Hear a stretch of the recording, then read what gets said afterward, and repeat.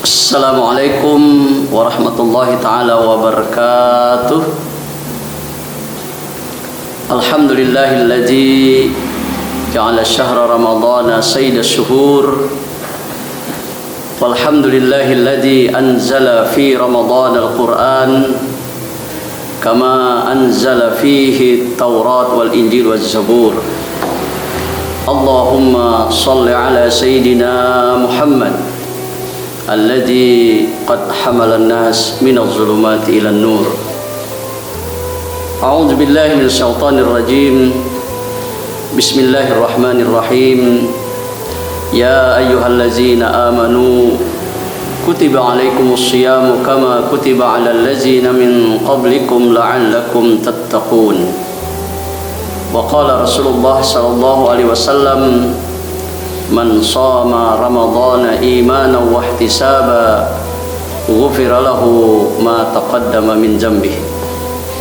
Kaum muslimin dan muslimat yang dimuliakan oleh Allah Subhanahu wa taala dan yang saya hormati, alhamdulillah, marilah kita bersyukur kehadirat Allah Subhanahu wa taala yang telah mencurahkan, yang telah mengalirkan, yang telah memberikan kepada kita berbagai macam nikmatnya, baik nikmat zahir maupun batin, baik yang besar maupun yang kecil, terutama nikmat iman yang ada pada diri kita masing-masing. Kemudian marilah kita bersalawat kepada Nabi Muhammad SAW dengan ucapan Allahumma salli ala sayyidina Muhammad wa ala alihi wa sahbihi wasallim. Ada cerita teladan yang kami ambil dari sebuah media nasional yang diterbitkan pada tanggal 3 Januari 2016 yang silam. Oleh penulisnya, cerita teladan ini diambil dari sebuah buku yang bernama Kitabul Mau'izah karangan Ibnul Jauzi. Dijelaskan di sana atau diceritakan di sana ada seorang pemuda yang sangat tampan, juga memiliki suara yang merdu. Nama pemuda ini adalah Abu Bakar Al-Miski. Profesinya adalah penjual atau pedagang pakaian. Dia setiap hari menjajakan barang dagangannya dari rumah ke rumah, dari satu desa ke desa yang lain, dari satu kampung ke kampung yang lain.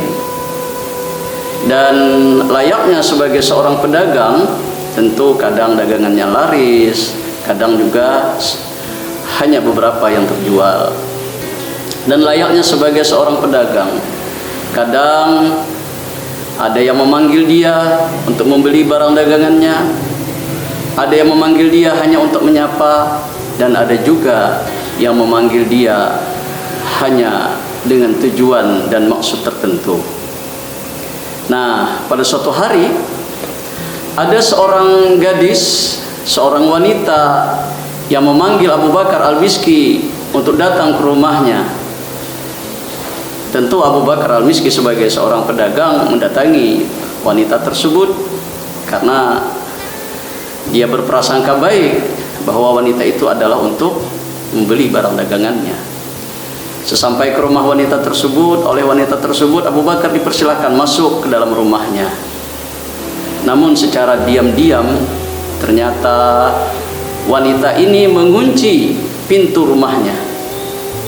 Dia memanggil Abu Bakar Al-Miski bukan untuk membeli barang dagangannya, tetapi tujuannya adalah menggoda dia, merayu dia, bahkan mengajak Abu Bakar Al-Miski untuk melakukan sesuatu di antara mereka berdua yang dilarang oleh Allah Subhanahu wa taala. Abu Bakar Al-Miski seorang pemuda yang teguh imannya.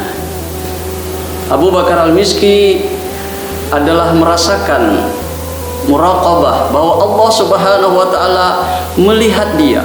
Allah Subhanahu wa taala mendengar apa yang ia lakukan. Allah Subhanahu wa taala Maha mengetahui apapun yang ia lakukan, baik di tempat ramai maupun di tempat yang tersembunyi. Maka dia pun izin kepada wanita tersebut untuk ke kamar kecil, dan diizinkan oleh wanita itu karena wanita tersebut menyangka Abu Bakar Al-Miski bersih-bersih diri dulu. Sesampainya di kamar kecil, apa yang dilakukan oleh Abu Bakar Al-Miski?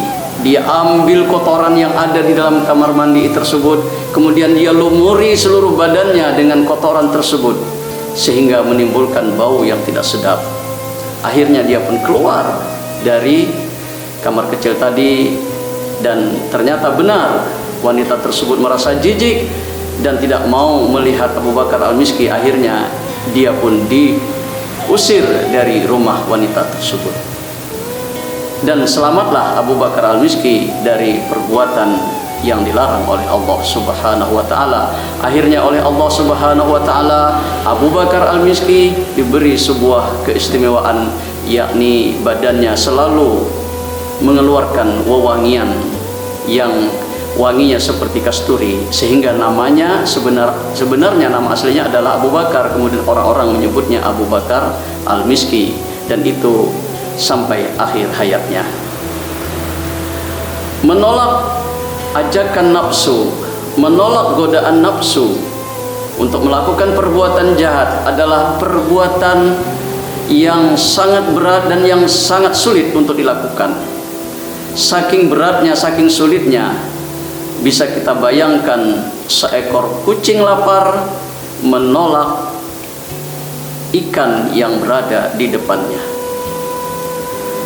Allah Subhanahu wa taala memberikan ganjaran orang yang mampu menahan dirinya, menahan nafsunya dari perbuatan yang jahat, dengan jannahnya, dengan surganya, sebagaimana firman Allah Subhanahu wa taala, a'udzu billahi minasyaitonir rajim, wa amma man khafa maqama rabbih wa nahan nafsa 'anil hawa fa innal jannata hiyal ma'wa.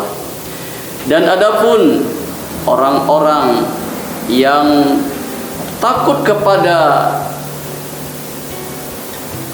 Tuhannya dan mampu menahan diri dari perbuatan atau dari ajakan nafsu untuk melakukan perbuatan jahat, maka balasannya adalah surga. Quran surah An-Nazi'at ayat 40 sampai 41. Kaum muslimin dan muslimat yang dimuliakan oleh Allah Subhanahu wa taala dan yang saya hormati, manusia adalah makhluk Allah yang diciptakan begitu lengkap dan sempurna. Ada makhluk lain seperti malaikat, diciptakan oleh Allah Subhanahu wa taala dari cahaya dan diberi akal pikiran tanpa nafsu. Maka wajar kalau malaikat selalu melaksanakan perintah Allah Subhanahu wa taala tanpa ada pembangkangan, tanpa ada penolakan. Kalau kata Allah, wahai malaikat kamu harus sujud, maka malaikat tersebut akan sujud setiap waktu. Kalau malaikat diperintahkan oleh Allah Subhanahu wa taala untuk bertasbih, maka dia akan bertasbih setiap waktunya. Semua waktunya digunakan untuk bertasbih, tidak ada dia melakukan hal yang lainnya. Dan itu wajar karena malaikat. Ada makhluk Allah yang lain, yakni binatang.